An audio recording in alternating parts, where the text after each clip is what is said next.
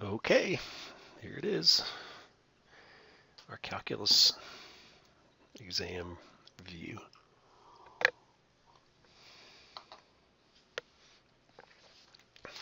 So we start in chapter 6. And chapter 6 talked about two main methods for solving differential equations. One was separation of variables.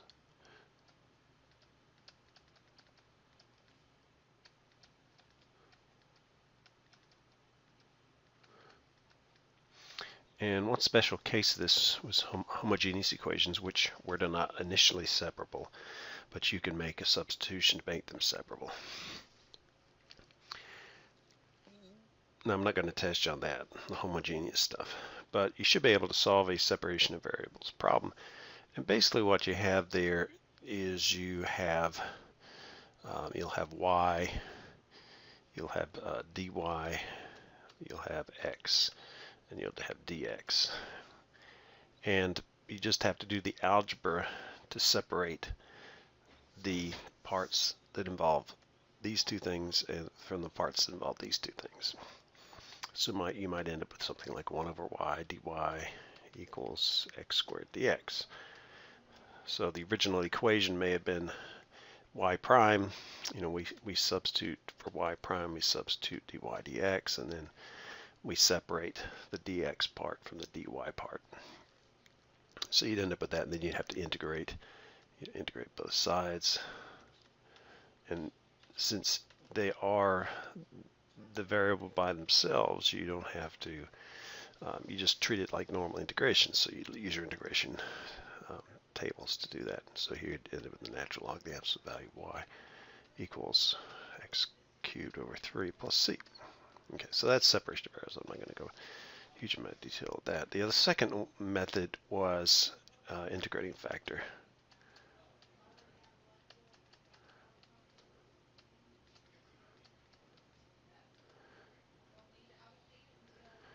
So in the integrating factor, you have what's called a first order linear differential equation, which you put in standard form, which looks like this,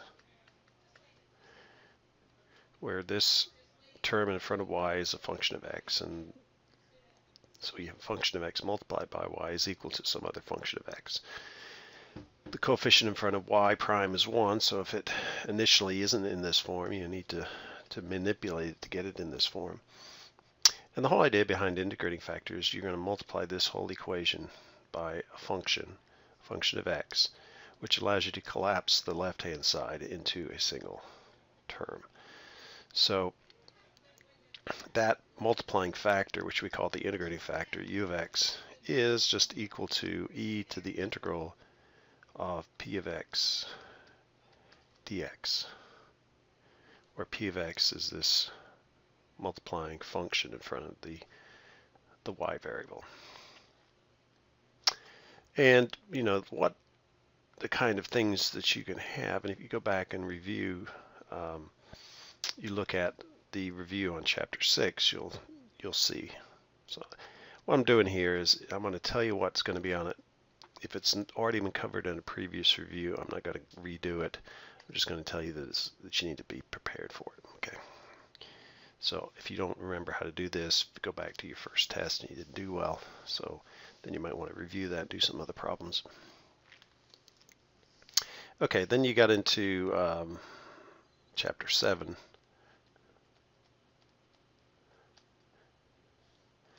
And basically what we were doing there was we were finding volumes of revolution using either the disk or washer method.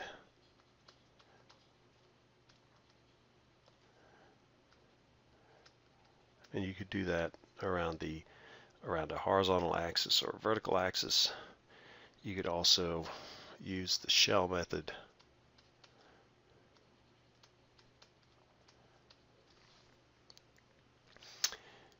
And there's some decisions about which one you use. Again, go back to the chapter 7 test. There'll be nothing that's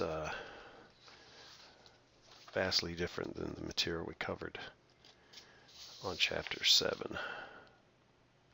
As far as make sure you know how to do both the disk and the shell method. And you choose one or the other, or you can use both of them. You get the same answer. It's all a matter of convenience in terms of which one you use. Okay, chapter 8.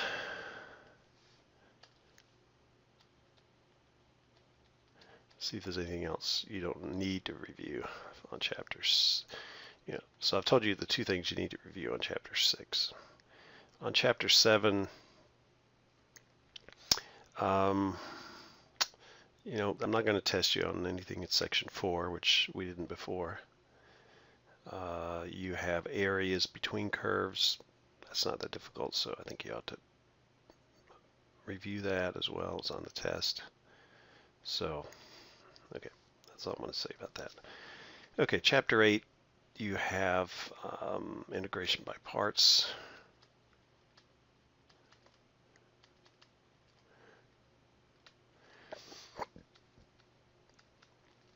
So integration by parts is where you usually have a product of 2 things. We had, like samples like this, kind of like that, or x e to the x dx. On the last test, we had something like x squared e to the negative 2x dx, where you had to do integration by parts twice. So most of the cases, this part is v dv. This is u because the derivative of these terms x or x squared is simpler than the original function. The only instance where you might get confused is if you have like the natural log or something like that. If I had the integral of the natural log of x times x cubed dx, you might think to choose x cubed, but there is no simple integral of the natural log where there is of these expressions. So remember, when you have something involving the natural log of x, u is the natural log of x, and dv is going to be the polynomial part. So I could have something, I guess, say if I had the natural log of x times the cosine of x dx. So this derivative of that is going to be simpler than the original, and we know how to integrate that. So even in this case, all these cases, the natural log always has to be involved in the u part, and the dv part equals the other part, which to make it work, you'd have to have something that you could integrate, either a polynomial or something else, trig function, or e to the x. Okay, what else do we have? Trig integration. There won't be any specific trig integration problems, meaning the cosine and sine and the tangent secant, except I am going to put on a trig substitution problem.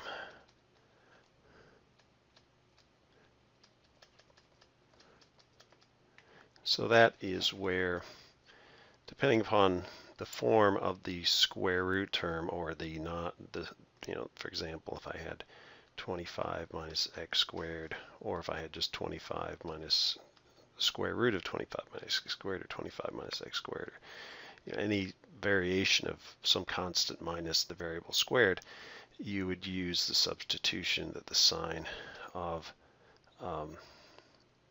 theta is equal to x over 5. So it's always the square root of this divided by the square root of that part.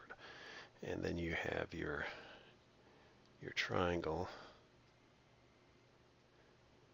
So this is theta, this would be x, this would be 5, and therefore the adjacent side would be 25 minus x squared.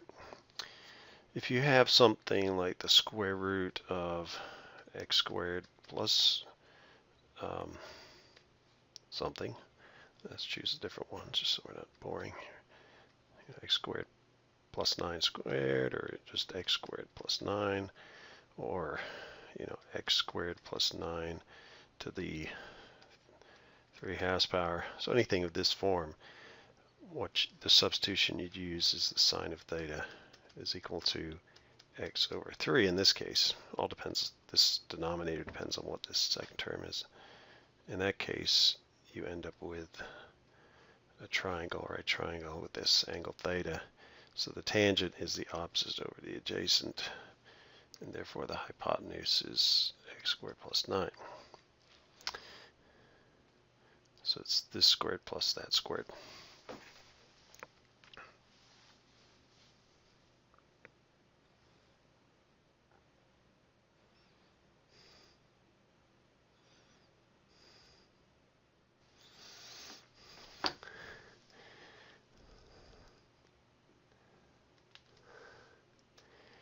And then if you had something like the square root of x squared minus 16, instead of 16 minus x squared, if you had x squared minus 16, or x squared minus 16 squared, all of these would use the substitution that the secant of theta is equal to x over 4.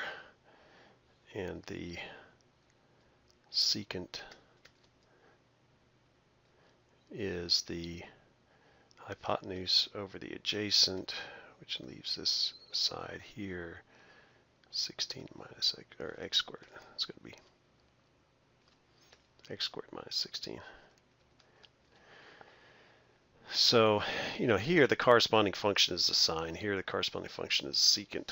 Here's the corresponding function is tangent in terms of the other substitution that you usually use. So you can see that you're going to have to use trig integration, most likely, in this kind of an issue, this kind of a problem. So those are the trig substitution things. Partial fractions, there'll be something on with partial fractions.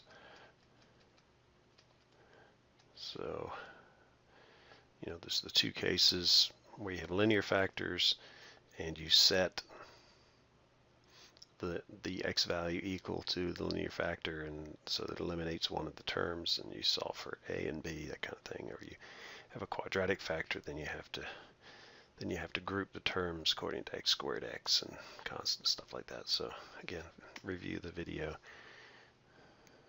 The review video for that you can watch.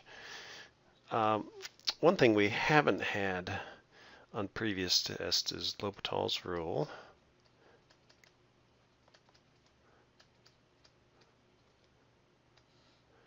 So L'Hopital's rule says that the limit as x goes to infinity of f of x divided by g of x is equal to the limit as x goes to infinity of f prime of x over g prime of x, which is equal to the limit as x goes to infinity of f double prime of x over g double prime of x. And so, you can, typically what you have is some kind of expression like this, limit as x goes to infinity of, say, x squared over e to the x. And if you take it in its initial form and you plug in x equals infinity in there, you'll get infinity over infinity. The question is which of these grows faster than the other. But the easiest way is to take the first derivative and see what it looks like. You get 2x over e to the x. At this point, you still have an indeterminate result, infinity over infinity. And so then you do it one more time. So you'd get 2 over e to the x when you take the derivative again of each part. And at this point, if you plug in x equals infinity, you get 2 over infinity. So it's no longer indeterminate. It's actually equal to 0 because the denominator goes to infinity with the numerator being fixed. So those are cases of, well, That's what L'Hopital's rule is. So be able to apply that. And then the last section, chapter 8, was improper integrals, and those were where you had either the integral from 1 to infinity of 1 over x dx, something like that,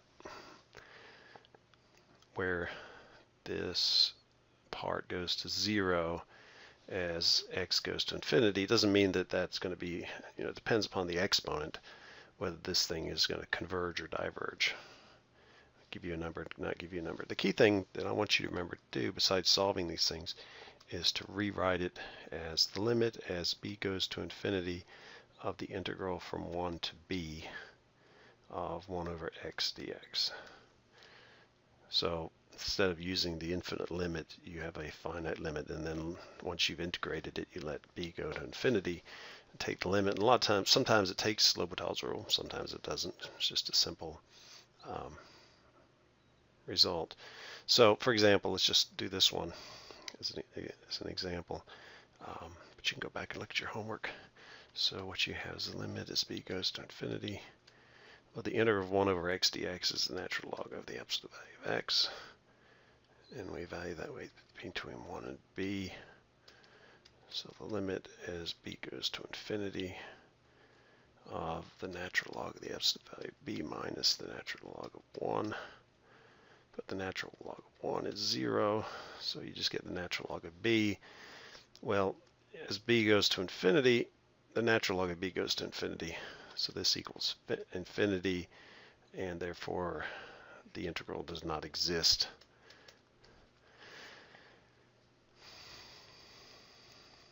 So that's the one kind of improper integral. The other improper integral would be something like 1 over x minus 3, the integral from, say, 0 to 3 minus. And that means you're approaching 3 from the negative side. So what you do is the function goes to infinity at x equals 3. So you can't just plug it in there. So what you would have is, you would set it up as the limit as x goes to b, or actually, yeah, as x goes to b.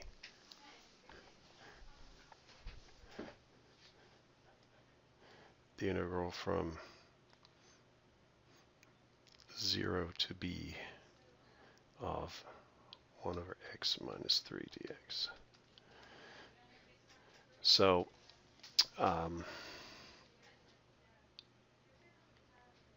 actually, this is as b goes to 3 from the negative side. So again, you don't have the limit where the function goes to infinity, but you have the function go to some value b, which is not infinite. It's not giving you an infinite result, but then you take the limit, so it does essentially result in the same thing. So that's the other kind of improper integral. Okay, chapter 9. I am not going to put anything on the test in chapter 9. Now, as far as chapter 10 is concerned, yes, I am going to put something on there. So there are two main things I want you to be able to do. Convert from xy to polar coordinates.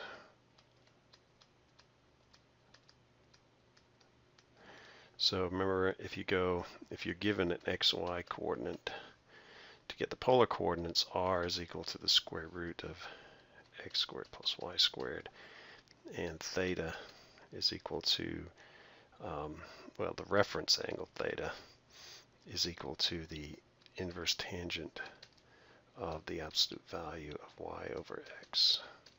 And then you have to figure out which quadrant you're in to get the final answer. So if you're in quadrant 1, both x and y be positive, and theta equals the reference angle.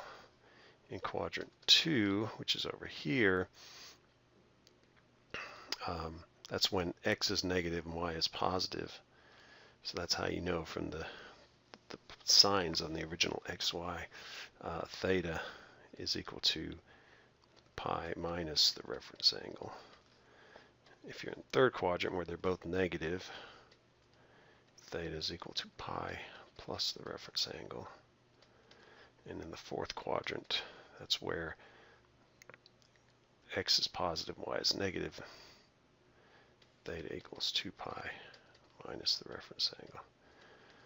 So you can't just say it's the inverse tangent, because you're not going to get the right answer. So remember, in the first quadrant you got both positive x and y, so you could say kind of do it this way. In the second quadrant it's negative positive, x is negative, y is positive. Here you have negative negative, here you have positive negative. Depending upon the signs of the original one, it tells you which quadrant it's in, then you can use these formulas. So that's to go from Cartesian to polar coordinates. The other way is simpler, where you give an r and theta in polar coordinates to get x is equal to r cosine theta. You don't have to worry about quadrants, it'll all come out, and here you get r sine theta. And the second thing I want you to be able to do is to find dy